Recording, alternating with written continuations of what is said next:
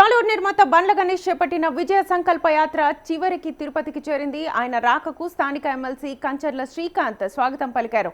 ఈ సందర్భంగా అలిపిరి పాదాల మండపం వద్ద కొబ్బరికాయలు కొట్టి మొక్కును తీర్చుకున్నారు. అనంతరం కాలినడకన తిరుమల వైపు ప్రయాణాన్ని ప్రారంభించారు. బండ్ల గణేష్ జనవరి 19న హైదరాబాద్ నుంచి ఈ పాదయాత్రను ప్రారంభించారు. మొత్తం 23 రోజుల్లో 520 కిలోమీటర్లు నడిచి తిరుపతికి చేరుకున్నారు.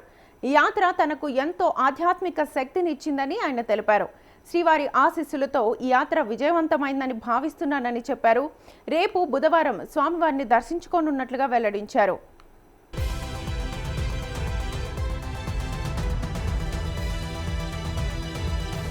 ఈ పాదయాత్ర వెనుక ఒక భావోద్వేగ కారణం ఉందని బండ్ల గణేష్ వివరించారు. గతంలో చంద్రబాబు నాయుడు స్కిల్ డెవలప్మెంట్ కేసులో అరెస్ట్ అయ్యారని, ఆ సమయంలో తాను ఎంతో బాధపడ్డానని చెప్పారు.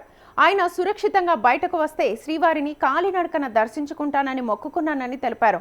ఆ మొక్కును నెరవేర్చుకోవడానికే ఈ విజయ సంకల్ప యాత్రను చేపట్టినట్లుగా చెప్పారు.